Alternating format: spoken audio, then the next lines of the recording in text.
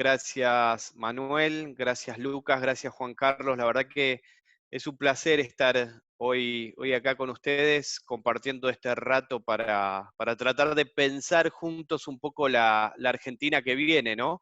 La Argentina y el mundo que viene. La verdad que yo escuchaba atentamente los comentarios de Manuel, de Juan Carlos, de Lucas y decía cuántas aristas hay para comentar en una hora que tenemos, ¿no? Cuántas cosas para charlar y reflexionar. Así que voy a tratar de ir llevando un poco la conversación por un recorrido un poco desde el mundo y yendo a la Argentina. Y a partir de ahí quedamos abiertos a las preguntas y que me parece que es lo más jugoso, tratar de ver cómo desde lo que podemos hoy inferir o entender, podemos ayudarlos o podemos plantearlos juntos las preguntas de este momento tan complejo por un lado, pero tan apasionante por el otro. Y quiero también decirles además que es un momento donde el banco está tratando de moverse mucho y hacer un gran esfuerzo por estar con todos los sectores de la producción de Argentina. En el caso de Córdoba, Hernán Serra me pasó los últimos datos, son realmente impresionantes. Dimos 1.600 millones de pesos a micro, pequeñas y medianas empresas en las últimas 4 semanas. La verdad que para nosotros Córdoba es una plaza clave del interior del país, muy relevante, y estamos, piensen que el banco tiene una presencia y un compromiso muy fuerte con la provincia, y estamos para tratar de ayudarlos en un contexto que, como vamos a ver ahora, va a ser un contexto difícil, pero el mensaje que les queremos pasar desde el banco es que pueden contar con nosotros. De hecho, ayer salimos también con una línea muy agresiva para pymes, no con tasa del 24, sino con tasa del 12% para descuento de cheques, y estamos todo el tiempo tratando de ver cómo podemos estar cerca, porque creemos que en los momentos como estos son en los momentos en los cuales también los bancos tienen que estar más cerca todavía, ¿no? Y tratando de adaptarse a las situaciones y lo que va pasando en cada una de las empresas de Argentina. Así que agradecerles la invitación, decirles que yo voy a tratar de ser bastante breve con la presentación que hice e ir directamente a las preguntas de ustedes, para que me parece que es lo más jugoso y lo más interesante. Así que voy a compartir pantalla, a ver, bueno, creo que ¿están viendo la presentación? Sí. Perfecto. Bueno, ahí se ve bien, ¿no? Sí, se ve perfecto, Juan. Perfecto.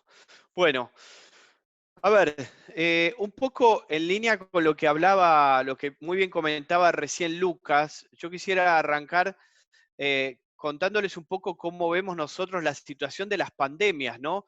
Y la verdad que las pandemias o las situaciones de epidemias mundiales son situaciones muy raras desde el punto de vista económico, ¿no? Tendemos a pensar estas situaciones como, yo digo, como a veces uno lo intenta analizar como la Gran Depresión del 30 o la crisis financiera de 2008, y la verdad que son casos muy distintos, porque una pandemia es básicamente un shock que empieza por el lado de la oferta, pero en general nuestro cerebro piensa las crisis por el lado de la demanda, y entenderlo por el lado de la oferta, las pandemias nos va a hacer darnos cuenta de que las respuestas de política económica a los shocks de oferta, los shocks que empiezan por el lado de oferta, son muy distintos a las respuestas de política económica que empiezan por el lado de los shocks de la demanda. En el corto plazo, como les decía, efectivamente hay una especie de, los economistas nos gusta usar una palabra medio rara que se llama trade-off, que en definitiva trade-off es una disyuntiva que tenemos en el corto plazo. Es decir, mientras más sanitaristas somos, más daño le hacemos, entre comillas, a la economía. Y mientras más priorizamos a la economía, más daño le hacemos a la situación sanitaria de la población. ¿Eso es cierto que es una disyuntiva? La respuesta es sí. ¿Es una disyuntiva de corto plazo? Sí. ¿Es una disyuntiva en el largo plazo? No. En el largo plazo lo que le hace bien a la sanidad del país, le hace bien a la economía. Pero es cierto que en el corto plazo, mientras más seamos de uno, menos somos del otro, ¿no?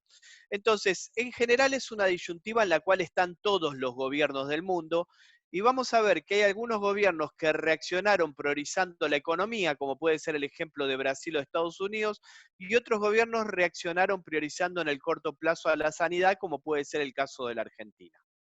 Pero es muy importante para tener en cuenta que las pandemias son shocks de oferta que luego se trasladan a la demanda. ¿Mm? Esto hace que a veces las recetas tradicionales que tenemos, bueno, básicamente estas recetas tradicionales pueden servir de poco en el corto plazo. Es decir, es muy difícil salir de una situación como esta con una receta tradicional, ¿sí? ¿Por qué? Porque básicamente las recetas tradicionales no funcionan, porque uno lo que quiere en el corto plazo es, en cierta forma, es inmunodeprimir el sistema económico. O sea, imagínense que yo para combatir una pandemia necesito que todo el mundo se quede en su casa. Por lo tanto, necesito que los obreros se queden en su casa en el corto plazo, que la gente no vaya a los shopping a consumir. Por lo tanto, sería ilógico que yo genere muchos estímulos a la producción y al consumo en el corto plazo, porque estaría mandando señales contradictorias a los agentes económicos. Entonces, en el corto plazo necesito, como dice el slide, inmunodeprimir al sistema económico, darle pocos incentivos. Necesito, en cierta forma, sedar al sistema económico. ¿Mm? La política monetaria, además, recuerden que nosotros entramos a esta crisis de pandemia con las tasas de interés en los niveles más bajos históricamente. Entonces, la política monetaria, en términos globales, le puede dar poco a esta crisis. ¿Por qué? Porque ya estoy en niveles internacionalmente muy bajos de tasas. Mucho más las tasas internacionales no pueden bajar. Entonces, el rol de la política monetaria y el rol de los bancos centrales alrededor del mundo básicamente se está focalizando en que no se corte la cadena de pago, que no tengamos lo que se llama un credit crunch, un corte del crédito, ¿sí? Pero en términos globales, yo diría que podemos esperar poco de la política monetaria, porque la política monetaria ya dio lo que pudo dar desde la crisis del 2008 para acá, en términos de baja de tasas. Claramente la política fiscal nos puede ayudar y la política fiscal es a donde están apuntando la mayoría de los gobiernos, pero de una manera muy segmentada, muy dirigida. Es decir, como les decía antes, es difícil pensar grandes paquetes de estímulos en el corto plazo cuando yo le estoy pidiendo a la gente que se quede en sus hogares y a los obreros que no vayan a trabajar a las fábricas. ¿Qué se puede hacer en el corto plazo? Básicamente tres tipos de medidas. Primero, medidas orientadas a la contención de los sectores más vulnerables. Esto es, medidas orientadas a algún tipo de transferencia social. Segundo, medidas orientadas a reducir los impuestos, probablemente sí, pero de manera muy segmentada, es decir, no una reducción generalizada de impuestos. Y tercero, lo que les decía antes, evitar un corte de la cadena de pagos, generando liquidez. Esto es básicamente a donde están orientadas las mayorías de las políticas económicas que han tomado los gobiernos alrededor del mundo. Y acá la pregunta del millón es, ¿cuál es la respuesta de política económica óptima en este contexto? Y acá ocurre lo que les decía antes. Hay algunos gobiernos que han optado por priorizar lo sanitario en el corto plazo. El caso paradigmático a nivel mundial, aunque parezca mentira, es Argentina. Es decir, cuando uno empieza a ver los reportes mundial y catalogan a los países entre aquellos que priorizaron la sanidad y los que priorizaron el nivel de actividad económica, en general se empieza a citar mucho el caso argentino. ¿Por qué? Porque hemos tomado medidas bastante estrictas de cuarentena, en general en el tiempo mucho antes que el promedio de los países. Y del otro lado, del lado de los países que han priorizado o han tratado de mantener el nivel de actividad económica, pero minimizando el impacto sanitario, normalmente se empieza a nombrar el caso de los países en Latinoamérica, Brasil, y a nivel global se habla mucho de la estrategia de Estados Unidos. Después vamos a profundizar un poco sobre los pros y los contras de cada uno. Pero para hacérselos cortos, yo les diría la pregunta es, ¿quién tiene razón? ¿Quién lo está haciendo bien en el mundo? Y la verdad es que la respuesta no la tenemos. ¿Por qué no tenemos la respuesta? Porque no sabemos el desenlace de esta pandemia. Esta pandemia tiene tres posibles desenlaces cuando uno lee la literatura económica sobre las pandemias.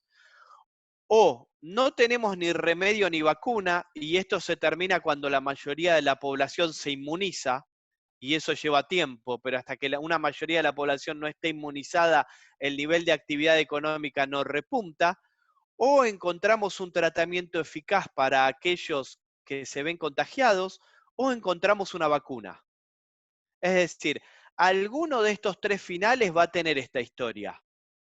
Lo que ninguno de nosotros sabemos es cuál de estos tres finales tiene esta historia. Pero el hecho de que tenga alguno de estos tres finales va a determinar después cuál es la estrategia eficaz. Probablemente, si esto termina sin remedio ni vacunas y las economías finalmente se terminan recuperando porque la mayoría de la población se inmuniza, una estrategia más sanitaria es la respuesta óptima que una estrategia más volcada a lo económico. Pero probablemente si esto termina con una vacuna o con el descubrimiento de un tratamiento eficaz en los próximos 4 a 6, 8, 10 meses, probablemente la respuesta de política económica sea más parecida a la que están tomando otros países como Brasil y Estados Unidos.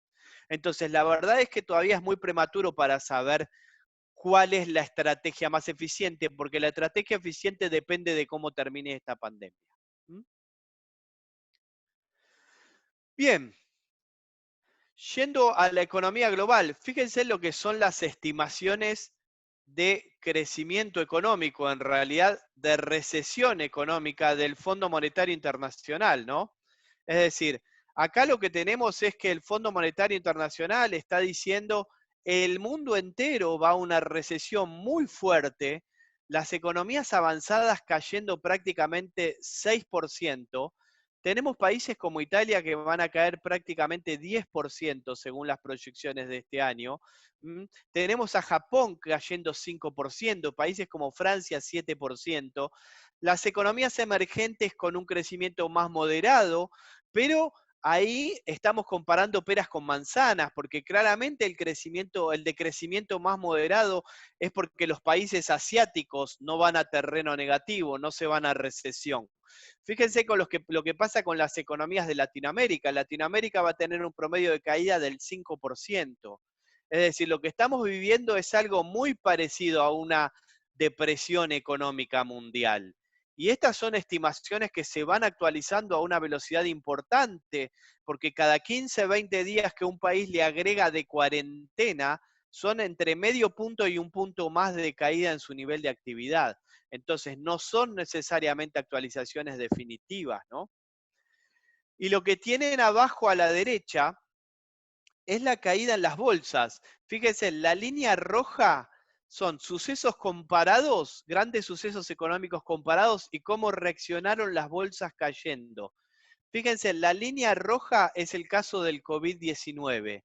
Es decir, que en términos históricos, esta está entre las mayores caídas bursátiles mundiales, si la comparamos en la misma cantidad de días. Solo la superó el crash del 30. Es decir, si nosotros sacásemos la depresión del 30, esta sería una de las caídas bursátiles más fuertes, más violentas que ha tenido la historia económica mundial, mucho mayor que la caída de la subprime, mucho mayor que la caída del lunes negro de 1987, inclusive mucho mayor que la caída de la burbuja de las .com allá por principios del siglo.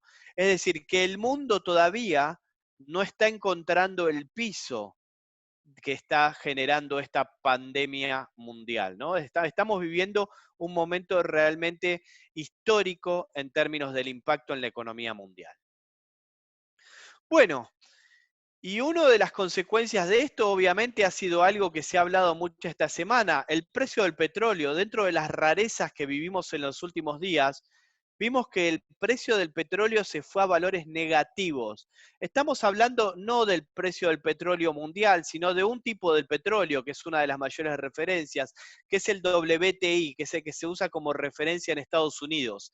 Ahí ocurrieron algunas cuestiones técnicas que tiene que ver con el vencimiento de los contratos y de los problemas de almacenaje que tiene el petróleo. Pero más allá de eso, que va a quedar un poco en la anécdota, el precio del petróleo en valores negativos, creo que lo que representa es la anomalía económica mundial que estamos atravesando. La foto que tienen a la derecha es una foto que les puse porque me parece muy representativa. Es la cantidad de barcos petroleros que hay alrededor del mundo en este momento, llenos de petróleo, que no saben dónde descargarlo, porque claro, la demanda se redujo a un nivel que es prácticamente cero, pero la oferta no se modificó porque uno no puede cerrar los campos de petróleo de la noche a la mañana. Por lo tanto, ¿eso qué generó? Bueno, generó que hoy tengamos alrededor del mundo miles y miles de barcos petroleros y de tanques petroleros en cada uno de los continentes totalmente llenos que generaron el colapso del petróleo a nivel mundial. ¿Mm? Es realmente una situación que creemos, este mapa que ustedes ven a la derecha, yo no recuerdo haberlo visto nunca, digamos. Se puede seguir prácticamente en tiempo real, pero la cantidad de stock de petróleo que estamos viendo creo que refleja bien el momento excepcional en términos económicos que está atravesando el mundo. Y esto me parece muy interesante también para poner en perspectiva un poco cómo afectan las pandemias. Estos son los 4 casos más representativos de pandemias mundiales que tuvo el mundo antes del caso del COVID-19. Fíjense en que arrancamos en 1918 en la gripe española, que fue por lejos la más violenta de todas las pandemias. 675.000 muertos en 1918. Después tuvimos también el caso de la gripe de Hong Kong en 1968, el caso de la gripe asiática en 1958 y el caso del SARS, que es el más recordado porque fue a principios del siglo en el 2002. Una pregunta que en general todos los analistas se hacen es, ¿qué pasa cuando tenemos estas pandemias el día siguiente? Es decir, la economía rebota automáticamente y como decía Lucas antes, tenemos una V corta, una salida rápida, una recuperación rápida, tenemos una U donde el nivel de actividad económica sigue bajo y le cuesta más recuperar, o tenemos una L donde nos quedamos en recesión. Bueno, y acá les quiero llevar una buena noticia. Todas, absolutamente todas las pandemias vistas en perspectiva histórica fueron casos de B corta. Es decir, cuando uno analiza históricamente las pandemias, en general lo que generan es un impacto económico muy fuerte y después se produce un rebote en el nivel de actividad. Eso es una buena noticia. ¿Está garantizado que la historia económica se repite? No, no está garantizado, no está escrito en ningún lado. Con lo cual no podemos aseverar que solo tomando una pequeña muestra de 4 o 6 casos podemos asegurar que el caso del COVID-19 también va a ser una salida en B corta. ¿Tenemos indicios para pensar que es probable? Sí, tenemos indicios para pensar que una vez que el shock de oferta inicial que generó esta pandemia se regulariza o se empieza a controlar la pandemia, el nivel de actividad económica puede empezar a recuperar de manera rápida. Pero vamos a ver más adelante que el caso de Argentina puntualmente puede tener algunas particularidades que vale la pena analizar. Bien, y acá tenemos el caso de Argentina. Como les decía, Argentina optó por un approach de la pandemia 100% sanitario. Es decir, el presidente Alberto Fernández lo dijo muy claro, de una recesión se vuelve, de una muerte no se vuelve. Ese es el espíritu del gobierno, digamos. Un approach 100% sanitario y después vemos qué pasa en la economía. ¿Mm? Lo más probable es que esta B corta que nosotros vemos a nivel mundial, en el caso de Argentina, no sea una B corta. Es decir, que nuestra salida de esta situación de recesión sea más compleja que la salida que estamos viendo en otros países. Y nosotros creemos que probablemente Argentina vaya a una U más que una B corta. ¿Por qué? Básicamente por 4 cuestiones. Los canales de transmisión de la política económica en cierta forma en Argentina están obturados. Es como cuando uno tiene en el sistema del cuerpo humano, tenemos las venas un poco tapadas, ¿sí? ¿Por qué? Porque recuerden que Argentina es un país que entró a esta situación sin excedentes fiscales, es decir, que no tenemos superávit fiscal para hacer política económica y volver a impulsar la economía, que eso uno podría decir, hay muchos países del mundo que no lo tienen. Aproximadamente 40 al 50% de los países del mundo entraron a esta crisis sin excedentes fiscales. Entonces uno podría decir, bueno, estamos más o menos en la media de los países del mundo. Pero la mayoría de los países del mundo que entraron sin excedentes fiscales sí entraron con la posibilidad de tener acceso al crédito. Es decir, con la posibilidad de poder pedirle prestado a alguien. El problema es que nosotros entramos a esta crisis sin excedentes fiscales y sin la posibilidad de pedirle acceso al crédito a nadie, porque no tenemos acceso en el exterior y no tenemos crédito interno, porque esta situación de renegociación de la deuda que estamos. ¿Mm? Eso va a hacer, como vamos a ver ahora, que básicamente la política económica que ejecuta Argentina sea una política económica apoyada en emisión monetaria. Y vamos a ver que eso tiene riesgos, no en el corto plazo, pero sí en el mediano plazo. El otro problema que tiene la economía argentina es que tiene una elevada informalidad laboral.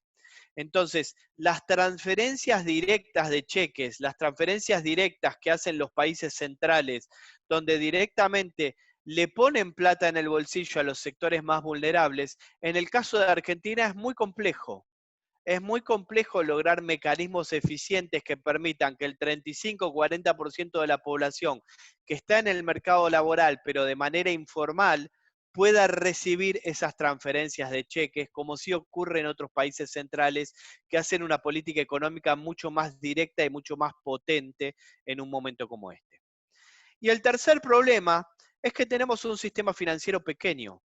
El ratio crédito PBI de Argentina es 13%, es decir, el total de los créditos en el país en relación al producto del país es 13%.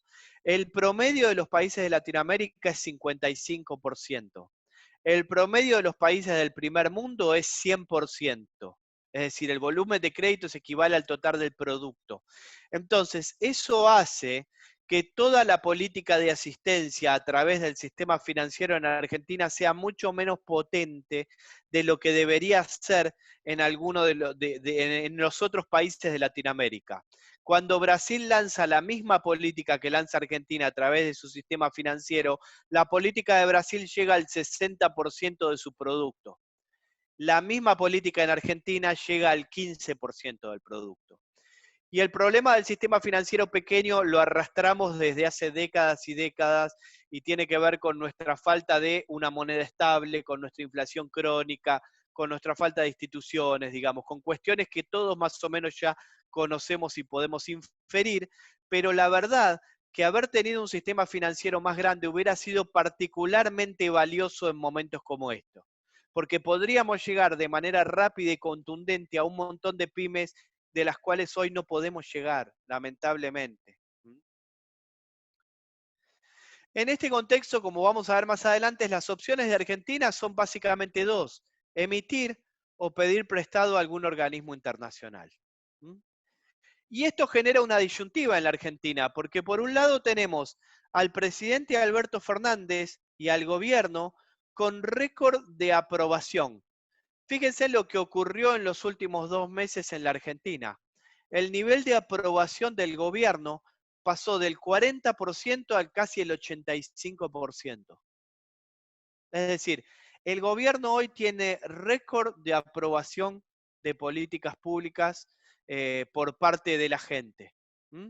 Básicamente, en una situación donde la opinión pública tiene miedo, tiene temor, aparece un gobierno que dice: yo los voy a cuidar, lo primero es la sanidad, y la opinión pública responde diciéndole: estamos de acuerdo.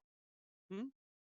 La contracara de eso, en cierta forma, es esto: lo que está pasando con la economía al mismo tiempo que los niveles de la opinión pública tocan niveles máximos. La economía está cayendo a niveles muy, muy acelerados. Fíjense lo que está pasando con la recaudación del IVA, casi cae prácticamente 18%. ¿Mm? Lo que está pasando con los despachos de cemento caen prácticamente 45%, la recaudación, la venta de autos, comercio minorista, es decir, todos los indicadores adelantados de nivel de actividad nos dicen que el nivel de actividad de Argentina está sufriendo y mucho. ¿Mm? Por supuesto, en este contexto los gobiernos toman decisiones y como yo les dije, Argentina tomó un approach 100% sanitario. No significa que esté mal. Lo que está mal es pensar que esto no va a tener costos. Tal vez sea el enfoque adecuado para este momento, no lo sabemos. Todavía no sabemos cómo va a ser el desenlace. Lo que quiero decir con esto es que siempre tenemos que tener en cuenta que estos enfoques tienen una contracara del lado económico que en algún momento también vamos a tener que afrontar, obviamente. ¿Mm? Son dos caras de la misma moneda. Récord de aceptación en la opinión pública y también fuerte caída en el nivel de actividad económica. ¿Qué está pasando en términos de las cuentas del sector público? Bueno, fíjense, estas líneas es la coparticipación diaria, la cantidad de plata que todos los días el gobierno nacional, todos los días del mes, los primeros 13 días de cada mes, le transfiere la nación a las provincias. La línea azul es enero, la línea naranja es febrero, la línea gris que ya se empieza a caer es marzo y la línea amarilla es abril. Fíjense en cómo está cayendo la cantidad de recursos que está teniendo el gobierno nacional y por lo tanto la cantidad de recursos que le puede transferir a las provincias. 25% de caída mensual. ¿Mm? Es decir, la caída en el nivel de actividad está teniendo un correlato en la caída en el nivel de ingresos del sector público y por lo tanto las transferencias a las provincias. ¿Qué está pasando en términos de ingresos y gastos? La línea roja es cómo evoluciona el crecimiento anual de los gastos del gobierno nacional y la línea negra o gris es cómo evolucionan los ingresos. Fíjense en cómo se disparan los gastos en el último mes y medio del gobierno nacional y cómo al mismo tiempo las líneas se cruzan y caen los ingresos del gobierno nacional. Como muestra, ayer se conoció el resultado fiscal de marzo y mientras los ingresos crecen al 30%, los gastos del sector público crecen al 70%. Es decir, están creciendo más del doble. Obviamente, esta es una situación que era esperable. Esta es una situación que era esperable. Que cayeran los ingresos era esperable, porque el impacto de la cuarentena y sobre todo una cuarentena estricta es muy fuerte, y también era esperable que subieran los gastos.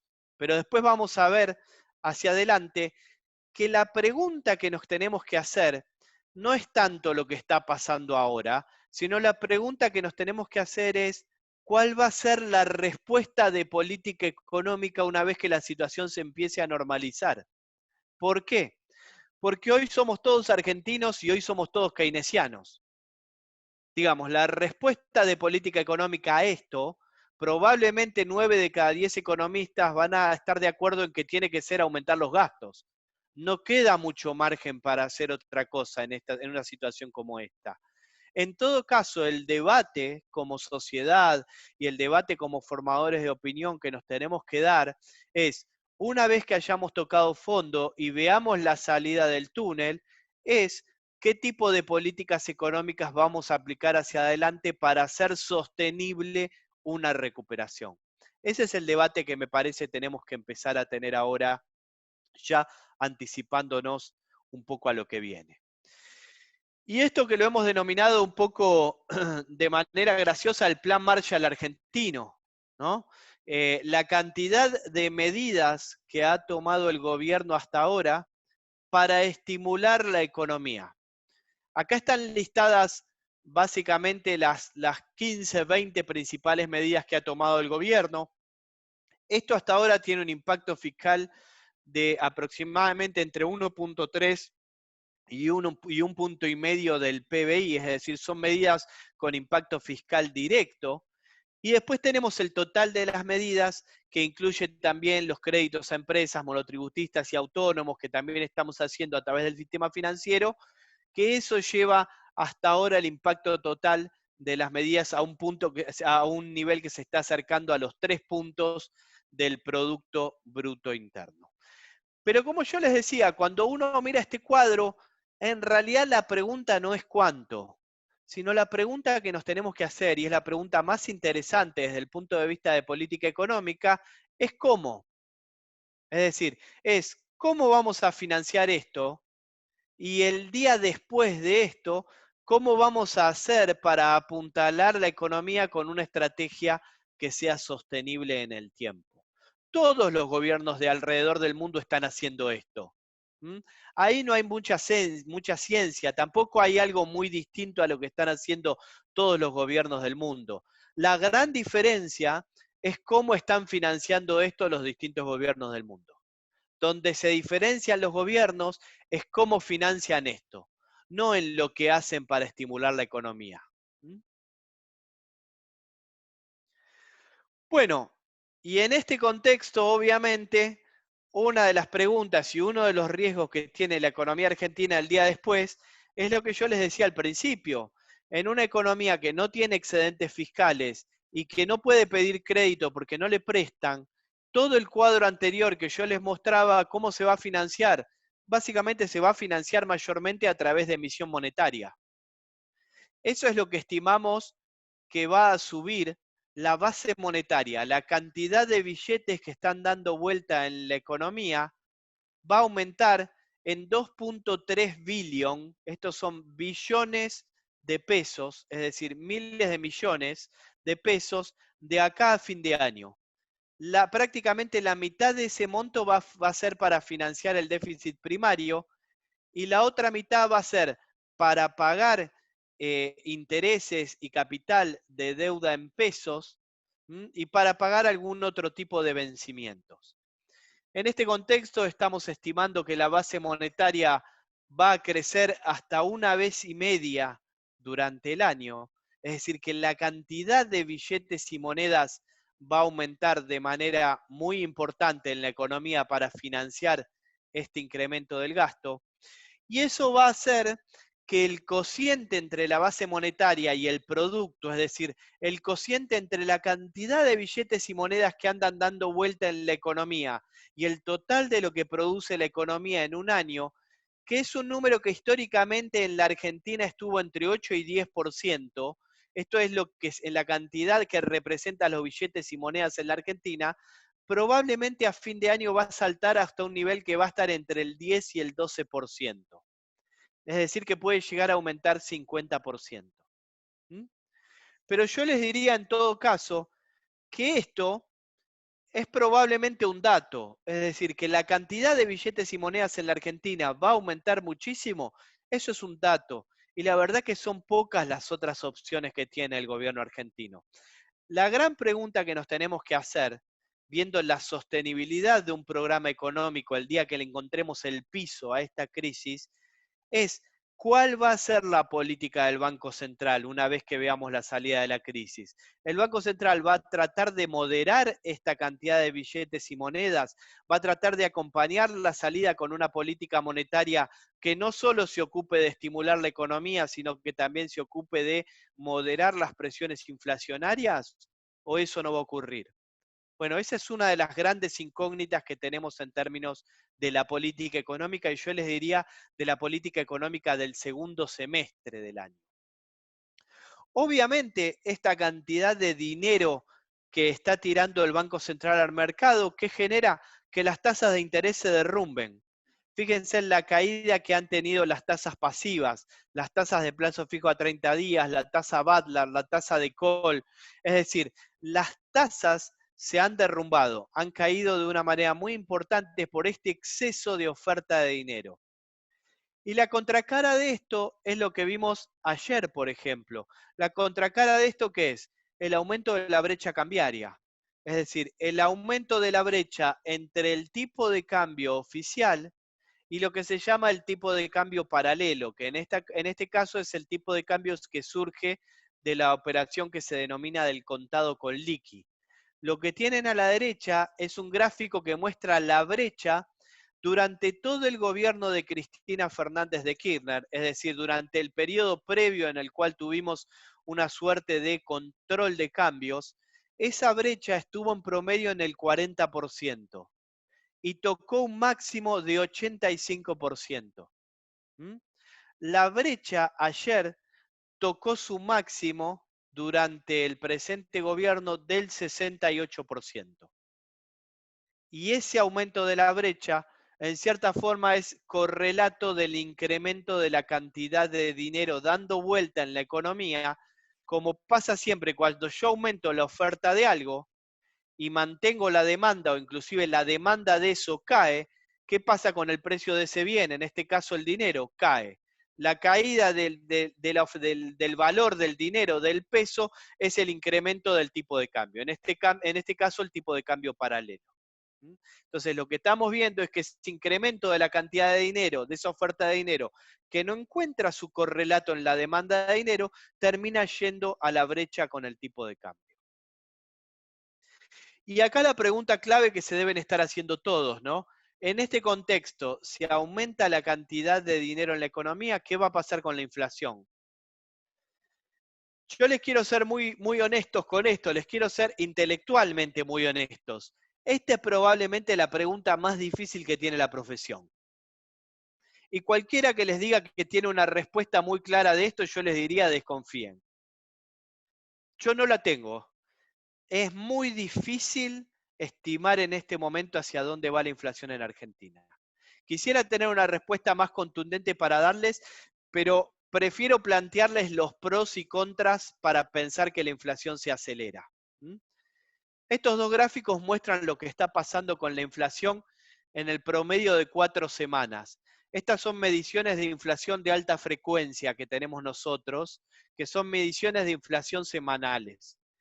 La inflación en el corto plazo en la Argentina se está desacelerando. La inflación en el corto plazo en Argentina está bajando, no está yendo para arriba. Cuando uno hace las mediciones de alta frecuencia, ve que la inflación está yendo para abajo. ¿Esto significa que la inflación va a seguir para abajo? Mi respuesta es no. Ahora, quiero poner en el contexto que hay razones para pensar que la inflación sube y hay razones para pensar que la inflación baja. ¿Qué razones tenemos para pensar que la inflación sube? Que podríamos haber tenido algún shock de oferta en el corto plazo. El famoso desabastecimiento que hablamos mucho en las primeras 2 semanas de la pandemia pareciera no haber ocurrido. Si bien hubo algunos faltantes en supermercados, si bien hubo algunos faltantes en almacenes, esos faltantes estuvieron muy segmentados en las primeras 2 semanas de la cuarentena y aparentemente la logística pareciera estar funcionando bastante bien a partir de las primeras 2 semanas. Es decir, no estamos viendo faltantes de productos en el corto plazo en la economía argentina, sobre todo en lo que son alimentos y productos vinculados a la prevención de la sanidad y la limpieza. No estamos viendo grandes faltantes de productos. Con lo cual, hay un temor de inflación en el corto plazo que teníamos, porque lo estuvimos monitoreando muy de cerca, aparentemente no está ocurriendo. Sí que nos preocupa el segundo punto, la emisión monetaria. Pero no nos preocupa ahora en los próximos 60 días, en los próximos 30, 60, si quieren 90 días. Nos preocupa en el segundo semestre del año. ¿Por qué? Porque acuérdense en que lo que emite hoy el Banco Central se traslada a la inflación pero con un rezago, es decir, con una demora que en Argentina suele ser entre 4 y 6 meses. Entonces, la maquinita de hoy es la inflación de dentro de 6 meses, dentro de 4 a 6 meses. ¿Mm? Entonces, ¿nos preocupa mucho la emisión monetaria? Sí, nos preocupa. ¿Nos preocupa en el corto plazo? No, nos preocupa en el segundo semestre del año. Y ahí la pregunta, como vamos a ver ahora, es qué política monetaria va a llevar adelante el Banco Central. Pero como hay razones para pensar que la inflación sube, también hay razones para pensar que la inflación baja o para pensar que la inflación se va a mantener relativamente controlada. ¿Cuáles son esas razones? Primero, que Argentina va a entrar en una marcada recesión. Ahora vamos a ver cuánto estimamos nosotros de caída de producto. Segundo, que Argentina está en un mundo de tarifas controladas. Las tarifas de los servicios públicos están controladas, están congeladas y probablemente van a seguir así durante todo el año como mínimo. Argentina tiene control de cambios. bajo uso de la capacidad instalada en la industria, la puja distributiva, las paritarias probablemente se vean muy moderadas en este contexto, y Argentina probablemente también va a tener un mayor superávit comercial de lo previsto. No porque las exportaciones vayan a crecer, sino porque las importaciones probablemente se van a derrumbar. ¿Por qué? Por la recesión. Entonces, todo este combo de razones nos hacen que básicamente lo que pensamos de la inflación son dos cosas. Primero, eliminemos la posibilidad de una hiperinflación. En Argentina no hay razones para pensar desde nuestro punto de vista que se puede ir a una hiperinflación. Sí podemos ir a una inflación que va a ser más elevada de la que tenemos. Eso sí puede ocurrir. Y vamos a ver los números. Y la clave de lo que termine pasando con la inflación va a ser la política monetaria que lleve adelante el Banco Central en el segundo semestre del año. ¿Mm?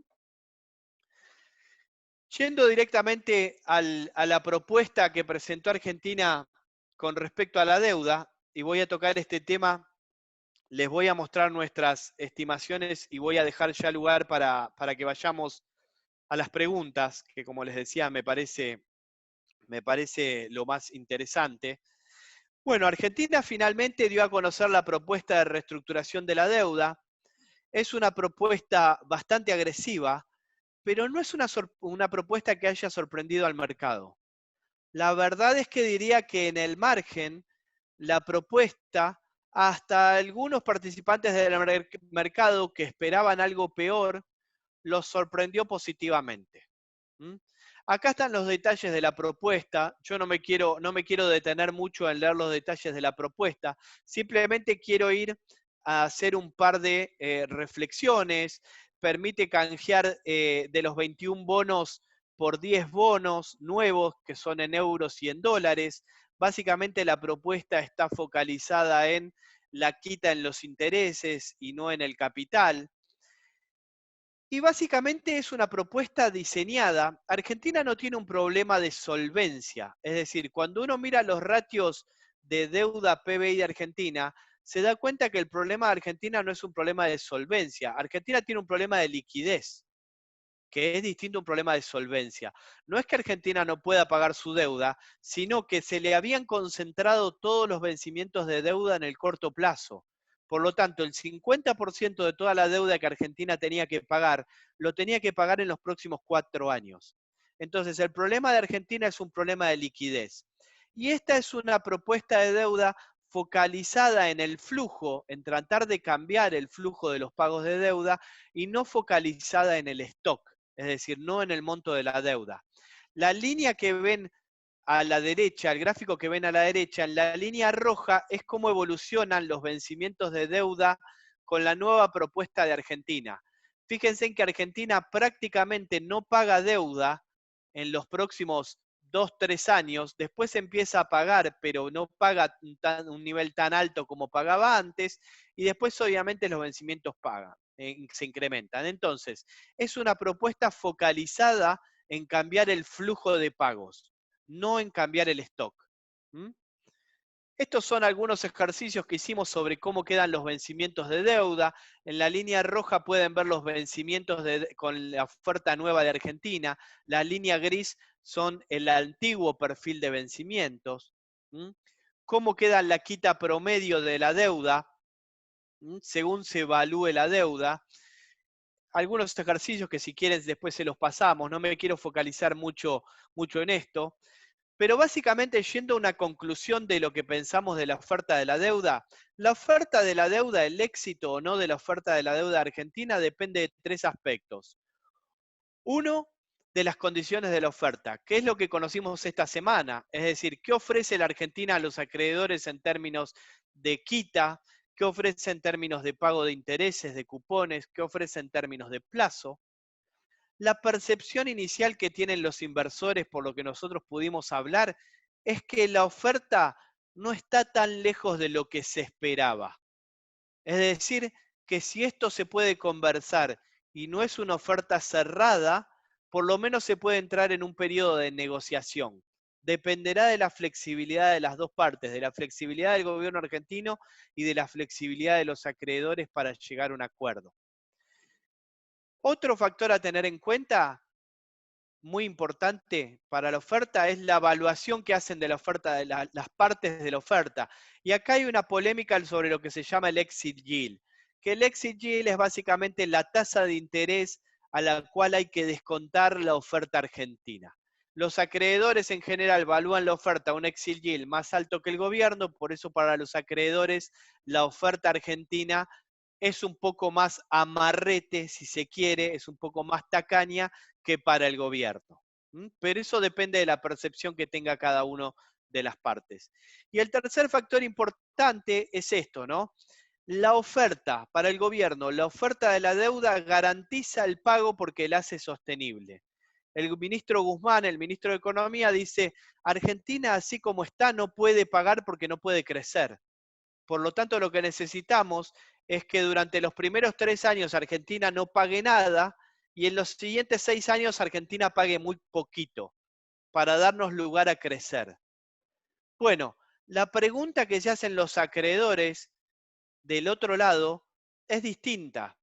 La pregunta que se hacen los acreedores es si Argentina no pagando nada, ¿tiene algún incentivo a generar los ahorros para pagar después? ¿O es que les estoy dando una especie de cheque en blanco para que este gobierno y tal vez el gobierno que viene, si tiene una reelección, prácticamente no pague nada de la deuda? Es decir, ¿es bueno o es malo para un gobierno que tiene una historia de ahorrar poco, darle un cheque en blanco en los próximos 9 años para que no tenga que pagar nada de deuda? Los gráficos que les muestro a la derecha son los gráficos que muestran un poco cuál es nuestra historia, ¿no? En el gráfico que tienen arriba, a la derecha, lo que tienen es todo lo que está a la izquierda de la línea vertical son años en los cuales Argentina vivió en déficit fiscal. Es decir, que en los últimos prácticamente 60 años, podemos decir que el 90% del tiempo Argentina vivió en una situación de déficit fiscal. Y de esos años, en el 65%, es decir, en 2/3 de los años, vivimos en una situación no solo de déficit fiscal, sino también de déficit externo. Sería imposible para una familia vivir en una situación de desequilibrio fiscal, de tener meses en los cuales los gastos superan a los ingresos prácticamente en 9 de cada 10 años. Bueno, lo que tiene que cambiar estructuralmente en la Argentina es esto, es decir, empezar a tener una conducta fiscal. Y esto se vuelve particularmente importante en un país como Argentina, donde si vemos una serie de crecimiento de largo plazo, que es el gráfico que tenemos a la derecha abajo, en la mayoría de los años la Argentina no tuvo una situación, la Argentina viene de una situación en la cual el Producto Bruto, y en particular el Producto Bruto Interno per cápita, está totalmente estancado en los últimos 10 años. Es decir, que Argentina no solo necesita volver a tener una macroeconomía equilibrada y evitar los desbalances fiscales y del sector externo, sino que Argentina necesita recuperar el crecimiento económico, porque hace 10 años que su economía obviamente no crece. Entonces, para resumir el tema de la deuda, la oferta así como está es difícil que se acepte. La gran pregunta es si el gobierno va a estar dispuesto a poner lo que se llama algún tipo de endulzante, es decir, hacer alguna mejora en la oferta y entablar algún tipo de negociación con los acreedores. Esa creo que es la gran pregunta. Y ya para ir cerrando y abrimos a las preguntas, les dejo los que son los escenarios económicos que tenemos para este año. Estamos estimando, este es nuestro escenario base, que el Producto Bruto Interno va a estar cayendo alrededor de 6,5%. Es una caída importante. No es una caída que esté muy distinta al promedio de la caída de los países de Latinoamérica. Estamos esperando una inflación que, sin embargo, ustedes van a decir, bueno, no es tan alta. Bueno, esta inflación del 49% esconde un primer semestre con inflación que no va a ser tan alta, pero un segundo semestre con inflación que sube, que se acelera. Es decir, que si el Banco Central no tiene una política monetaria bastante prudente en el segundo semestre, podemos ver una aceleración inflacionaria en el segundo semestre.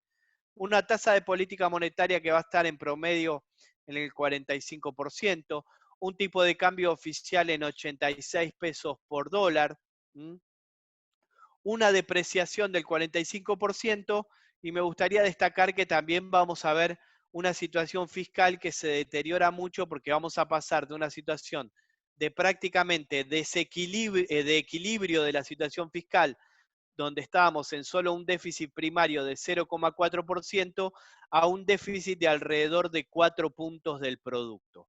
¿Qué es esperable? Sí es esperable. ¿Es lo que debiera hacer el gobierno, incrementar el gasto en un contexto como este? Sí, por supuesto. Como les decía al principio, la pregunta es, si una vez que hayamos tocado piso, vamos a empezar a tener políticas económicas sustentables en términos monetarios y en términos fiscales. Así que yo con esto un poco dejo abierto, si quieren, a preguntas, a comentarios, y profundizamos en los temas que más les parezcan más interesantes. Muchas gracias. Bueno, muchas gracias, Juan. Ha sido muy clara tu presentación y como vos bien decías recién, habilitamos entonces ahora el panel para aquellos que quieran hacerte llegar sus preguntas. Tenemos la primera y te la paso a leer. Dice, ¿cree que puede haber restricciones a las operaciones cambiarias? Bueno, las tenemos las restricciones, ¿no? Ya entramos con restricciones cambiarias a esta situación, digamos. Algo muy importante a tener en cuenta es que la economía argentina venía con problemas. Es decir, era una economía que, como yo les mostré recién, hace 10 años que no genera crecimiento. Hace 10 años que no genera crecimiento la economía argentina porque tiene problemas estructurales graves que tienen que ver con sus desequilibrios fiscales, monetarios, con la falta de reformas estructurales que le dé más competitividad sistémica, no necesariamente competitividad cambiaria. Pero la economía argentina acarrea ya problemas, ya entra a esta situación de problemas, de situaciones, a esta situación de pandemia con problemas estructurales. Yo no veo que vayamos a tener necesariamente más restricciones cambiarias. No veo que tengamos más restricciones cambiarias porque ya entramos a esta crisis con restricciones cambiarias, y la verdad que nosotros estamos estimando que el saldo de la balanza comercial este año inclusive va a ser mayor. Es decir, la cantidad de dólares que va a tener la economía argentina por la balanza comercial probablemente este año va a ser entre 2.500 y 3.000 millones de dólares mayor, y eso tiene que ver no con un aumento de las exportaciones, que van a caer según nuestras estimaciones, sino con lamentablemente un derrumbe de las importaciones, porque la recesión lo que va a generar es una caída muy fuerte en las importaciones, y eso por un mal motivo, no por un motivo que querramos, pero va a generar una oferta de dólares excedente en el mercado local probablemente. Con lo cual yo no espero en el corto plazo restricciones adicionales de tipo cambiario. Bien, gracias, Juan. La siguiente pregunta es, ¿cómo crees que va a ser la evolución de los commodities agropecuarios en los próximos años? Qué buena pregunta, qué buena pregunta. Es una pregunta muy buena y yo creo que es una pregunta clave y es una pregunta muy difícil. ¿Por qué? Porque la verdad que todos los economistas estamos modelizando esta crisis sobre algo que no entendemos, o entendemos muy poco, que es una cuestión sanitaria, es decir, nos cuesta entender cómo se mueve esta pandemia. ¿Por qué? Yo justo no lo traje, pero la verdad es que si uno analiza cómo evolucionó la cantidad de casos por países, en muchos países evoluciona de manera muy distinta. En Argentina no estamos teniendo el pico. La famosa curva se está prolongando cada vez más. Estamos logrando achatar muchísimo la curva. Si vemos en cambio cómo la curva se volvió exponencial en países como Italia y España, nos desconcierta cuando lo comparamos con cómo achataron la curva en Corea del Sur, en China o en Japón. Entonces, nos cuesta mucho modelizar esta pandemia. Otra gran pregunta es que no sabemos si va a haber un rebrote de la pandemia. Si hay un rebrote, probablemente la recuperación de la economía no va a ser una recuperación en V corta, sino que va a ser una W, con alguna recaída. Yo creo que va a depender muchísimo en el corto plazo de cómo se recupere China, el precio de los commodities. Y ahí lo estamos monitoreando muy de cerca, porque China parece estar empezando a recuperarse y si se consolida la recuperación china va a ser una muy buena noticia para el precio de los commodities mundiales. Pero hay que monitorear si China no tiene algunos rebrotes, porque ayer venía un informe de otro banco y ellos están monitoreando muy bien que en algunas ciudades chinas está viendo algún tipo de rebrote de la pandemia. Y si ese rebrote se llegara a confirmar, eso podría tener un impacto más negativo en términos de los commodities. Yo creo que con una visión estructural de mediano plazo, el precio de los commodities no debería modificarse. Yo creo que se puede mantener en estos valores o inclusive tener una pequeña tendencia al alza. Pero la verdad que en el corto plazo es muy volátil y depende mucho de la evolución de la pandemia, que como les decía, nos cuesta mucho modelizar y entender. Ok, gracias Juan. La siguiente pregunta es, ¿cómo ves el tipo de cambio contado con liqui para fin de 2020?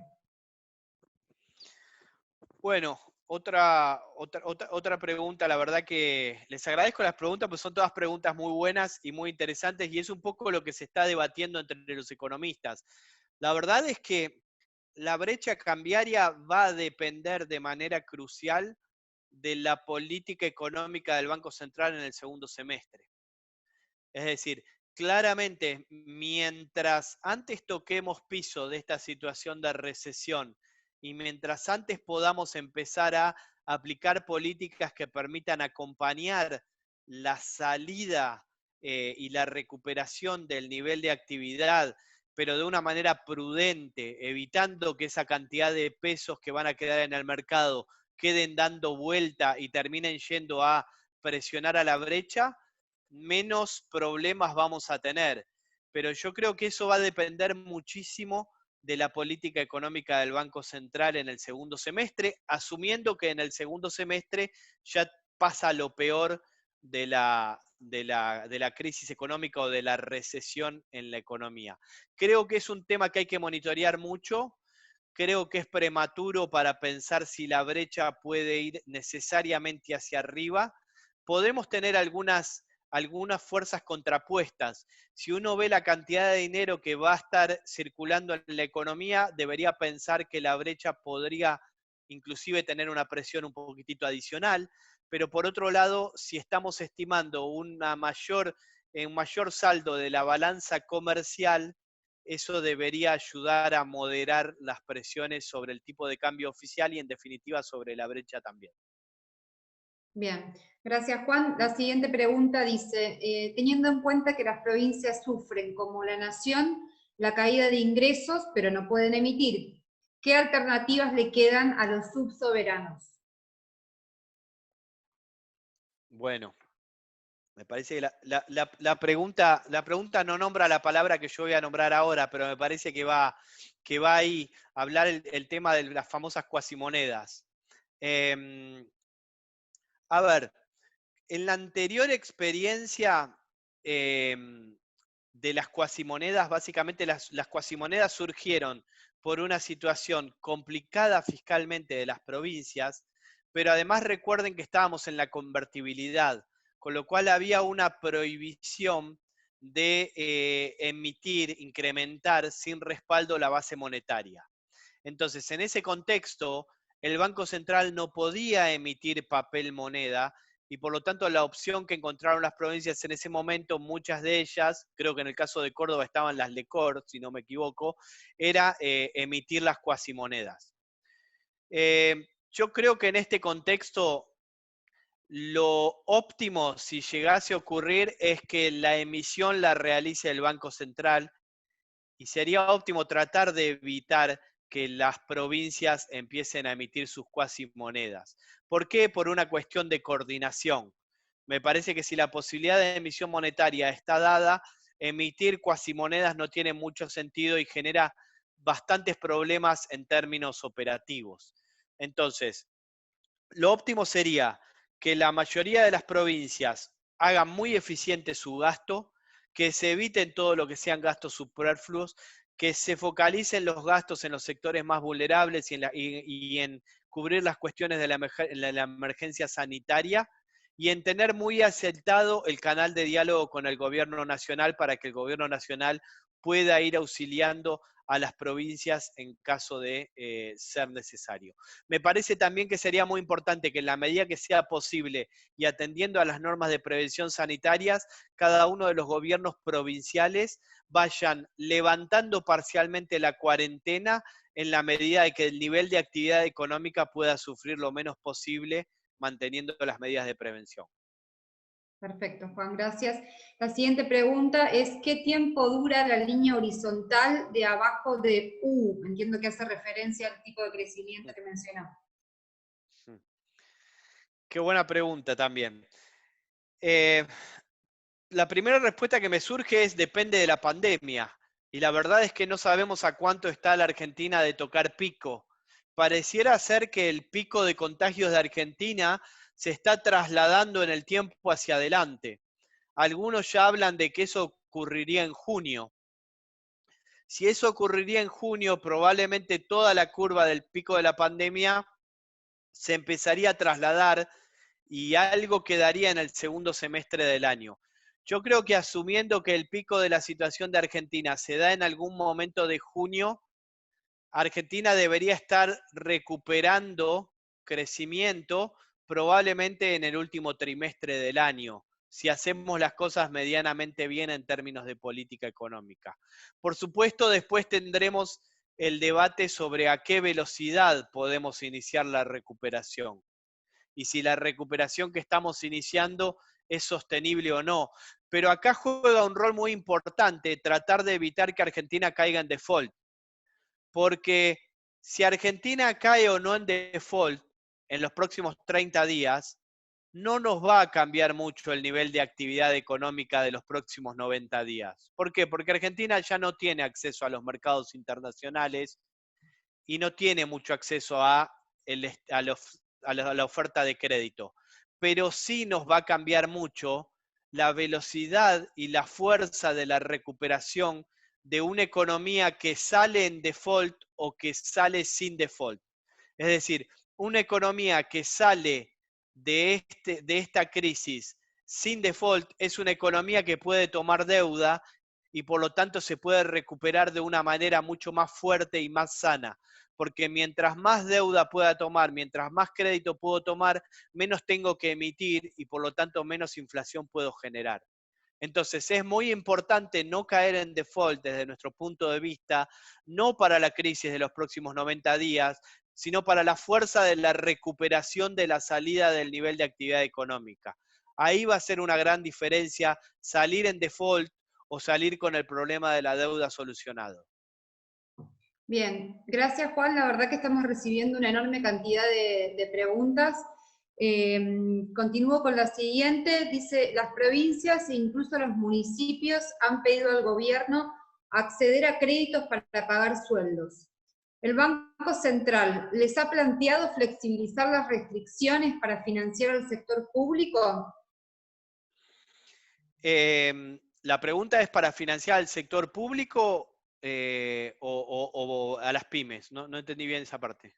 Dice al sector público, pero por Ok. la pregunta, sí. Sí, a ver, la verdad que el sistema financiero, un poco vuelvo a algo que comenté en la charla, lamentablemente hay una realidad. La potencia que tiene el sistema financiero para apuntalar al sistema productivo está limitado al tamaño del sistema financiero. Y nosotros tenemos un sistema financiero chico, donde los créditos representan el 13% del PBI. Si nos vamos a Brasil, los créditos representan el 60% del PBI. Entonces, ¿pueden contribuir los bancos a la salida del sistema productivo? Sí. ¿Pueden hacer todo el trabajo, inclusive el trabajo que le corresponde a las políticas públicas? Lamentablemente no. Nosotros en la política de otorgamiento de créditos a las MIPYMES, la verdad es que hemos hecho un gran esfuerzo. Un poco los números que les comentaba. Solo en el caso de Córdoba hemos dado 1.600 millones. A nivel nacional hemos dado 10.000 millones de pesos a las MIPYMES y esto lo hicimos en 3 semanas. La verdad es que queremos dar más, queremos dar más. Esperamos que en las próximas semanas inclusive los desembolsos se aceleren. Estamos siendo todo lo flexibles que podemos ser ateniéndonos a las regulaciones.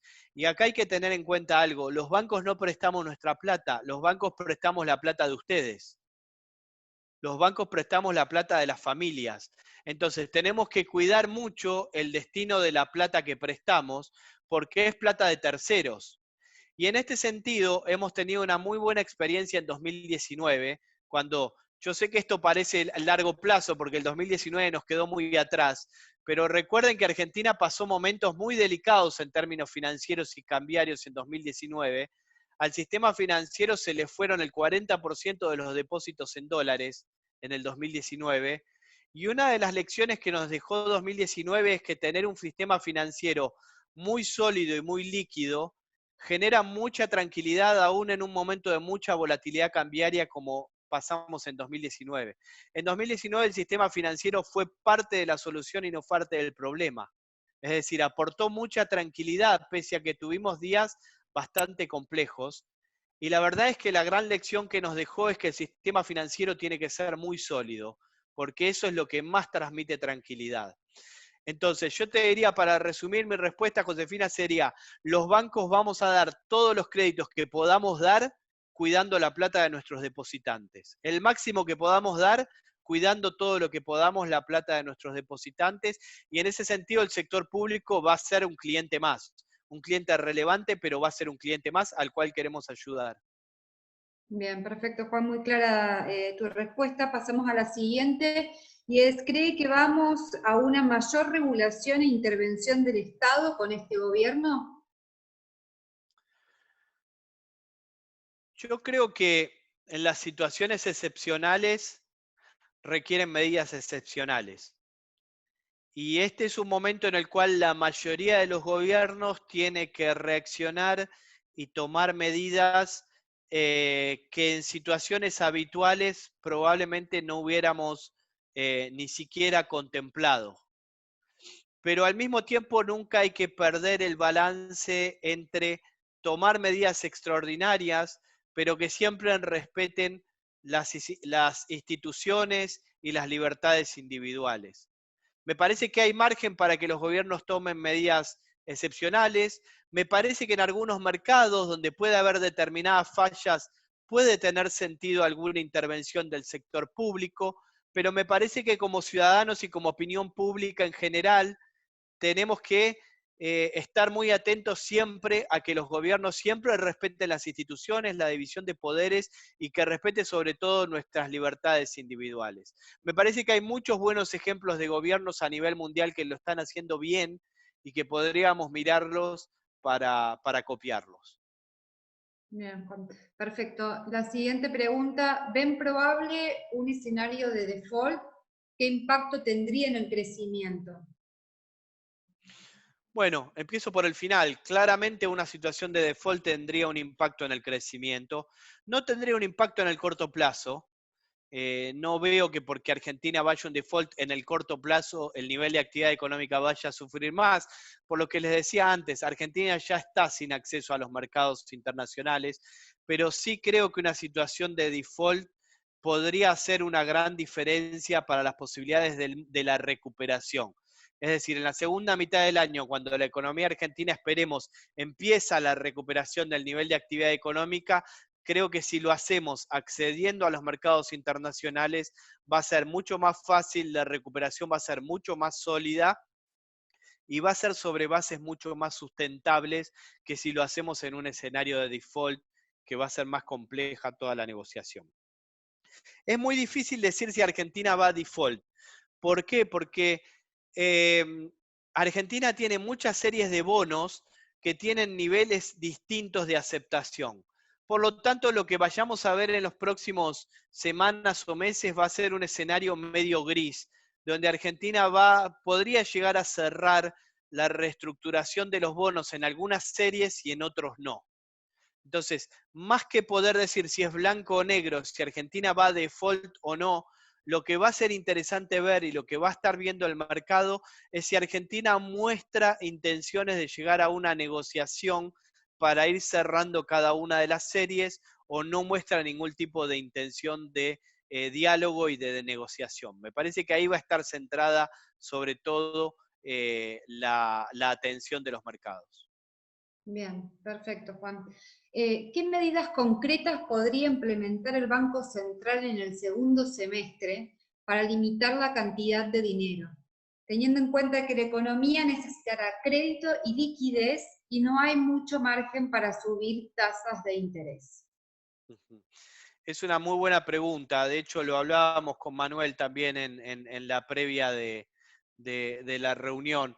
La verdad que una de las grandes incógnitas es el Banco Central en el segundo semestre, cuando esté parado frente a la cantidad de pesos que se van a emitir, y por el lado del mundo de evitar presiones inflacionarias, el libro te recomienda empezar a aspirar pesos del mercado, pero si al mismo tiempo querés estimular el nivel de actividad, eso sería contraproducente. Y ahí es donde digo, es muy importante que Argentina no caiga en default, porque si Argentina no cae en default, parte de eso se puede hacer tomando créditos del exterior. Entonces, parte de la recuperación podría ser que Argentina tome algún tipo de crédito en el exterior que le permita realizar políticas públicas y políticas fiscales dirigidas para estimular el nivel de actividad mientras se modera o se restringe la cantidad de pesos emitidos en el mercado. Entonces, una posible política sería que la salida se apuntale vía una mayor cantidad de créditos en el exterior y no necesariamente a través de la emisión monetaria. Si no, va a ser muy difícil realmente para el Banco Central tratar de lograr los dos objetivos, de evitar que la inflación se acelere y al mismo tiempo apuntalar el nivel de actividad económica. Bien, perfecto, Juan. La siguiente pregunta dice, ¿por qué el gobierno frente a la crisis no recurre al préstamo pendiente del Fondo Monetario? ¿Es ideológico o puede ser parte de la negociación por la deuda externa? Yo creo que puede ser ambas cosas. Puede haber un componente ideológico, pero creo también que esto está en el marco de una negociación con el Fondo Monetario Internacional que está supeditada un poco al resultado que tenga la propuesta que Argentina hizo a los acreedores. Entonces, me parece que una vez que se cierre la propuesta de Argentina a los acreedores y si Argentina logra finalmente encaminar la reestructuración de la deuda, va a ser mucho más sencillo sentarse a dialogar con el Fondo Monetario Internacional para reestructurar el programa con el fondo y eventualmente intentar obtener algún desembolso de dinero en el segundo semestre del año. Yo creo que sería deseable para el gobierno argentino que parte de la recuperación de la salida de esta situación de crisis se acelere a través de lograr algún desembolso del Fondo Monetario, porque eso haría mucho más fácil el trabajo al Banco Central. Bien, perfecto, Juan. La verdad que nos siguen llegando varias preguntas más, pero por una cuestión de tiempo, yo diría que dejamos habilitado desde la bolsa nuestro email institucional para que puedan redirigirlas ahí y en todo caso después te las hacemos llegar. La verdad que ha sido muy interesante la charla y ahora le voy a ceder la palabra de nuevo a Manuel Tagle para que cierre este encuentro que nos ha convocado hoy. Muchas gracias, Juan. Muchas gracias a todos. Bueno, muchas gracias, Juan. Realmente sobrepasaste nuestras expectativas. La verdad que ha sido muy interesante, una gran solvencia y nos has aclarado el panorama bastante dentro de las limitaciones que tiene el contexto actual, que lo comprendemos. Así que valoramos mucho tu presentación. Y para cerrar, quiero decir que ojalá una vez que iniciemos ese proceso de recuperación, Argentina se encamine realmente en realizar las reformas y las correcciones que esta crisis nos pueden haber quedado como lecciones grabadas a fuego y que espero que el gobierno lo interprete de esta forma y no que le esquivemos nuevamente a la salida realmente sensata que el país tiene que lograr en el futuro y que muchas veces le esquivó en el pasado y que por eso hemos llegado a la situación quizás en que estamos hoy. Muchas gracias a todos. Gracias, Juan. Realmente excelente tu exposición. Y gracias al Banco Santander. Esperamos seguir manteniendo este contacto fluido y que nos sigan acompañando todos los sponsors y los medios periodísticos que están aquí presentes, que también les agradecemos su participación, y ahora siglo XXI, por supuesto. Bueno, nuevamente muchas gracias, Juan, y Manuel, creo que eso es todo por nuestra parte. Sí, no tengo más nada que decir, creo que vamos a seguir en contacto y creo que esto es el objetivo de estas videoconferencias. Muchas gracias a todos. Muchas Chau. gracias. Gracias. Buenas tardes, hasta luego. Chao, Juan.